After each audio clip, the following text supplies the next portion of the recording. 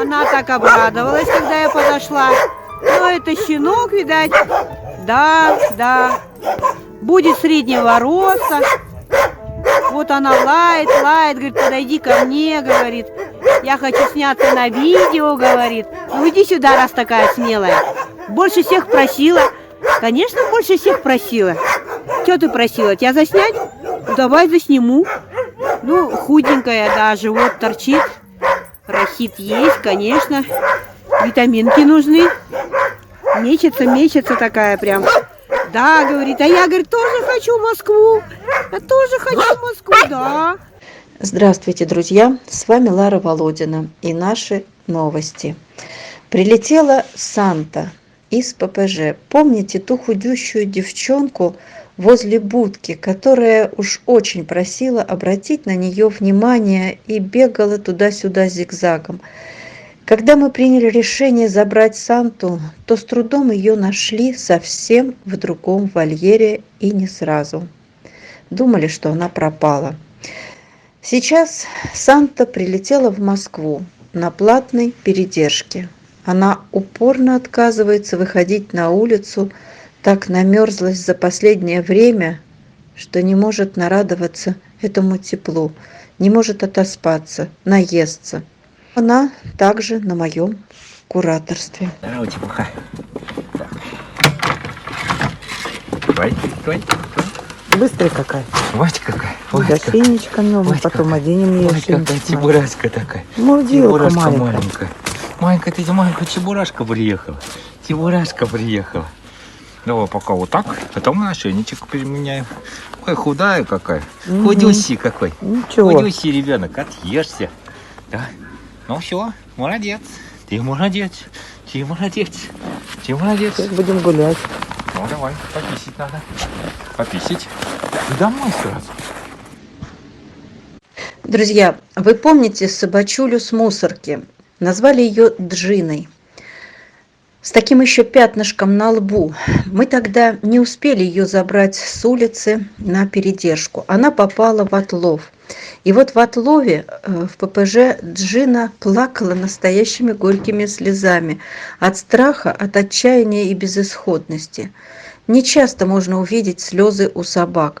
Обычно они переживают чувства в себе. Вот она вся расстроенная. Вот она вся несчастная. Где наши слезы? Вот наши слезы. Видно, как она плачет. Не плачь. Может, тебя заберут. Не плачь, моя хорошая. Конечно, мы забрали ее тоже. И все повторилось. Передержка в Якутске, ожидание пассажира, самолета, отправка, встреча в Москве. Надеемся, что Джина больше не будет плакать, и впереди у нее другая жизнь. Кант, его история началась страшно и непонятно. В центре города бился в судорогах пес. Это увидела волонтер. Сначала решили, что это отравление. Хотели везти в клинику, но приступ прошел, и Канта увезли на передержку. Замечательный парень, собака-улыбака, всех любит, со всеми дружит, всем радуется. Мы будем наблюдать за его состоянием. Возможно, если будет надобность, обследуем Канта в клинике. Ну а теперь вот Кант в Москве, на моем кураторстве. И нам также нужна помощь на этого ребенка, помощь в его содержании. Если кто готов участвовать, то напишите, пожалуйста, нам. Как-то месяц назад мы показывали вам вольер, в котором были как один одинаково добрые собачули. Я его так и назвала «Добрый вольер» и решила, что надо оттуда забирать этих добрых. Две рыжие сестрички, удивительные, шикарные, они уже прилетели в Москву. А одна темненькая, особо веселая, с ума сходящая от счастья при виде человека, вот она прилетела только сейчас. Ну и вот она в Москве. Также на моем кураторстве. И также нам нужна помощь на эту девчушку, веселушку. Имя пока ей еще не придумали. Я пропустила последние встречи самолетов, доверила водителю нашему замечательному, сорвала спину с переносками, еле передвигаюсь. Поэтому и видео из аэропорта мало, ну что есть. Прилетели еще 3 хвостика. Мальчишка, наверное. А может быть, девочка. Не знаю. Ой, ты кто? Ты кто? Чудо. Хорошая собачка, хорошая.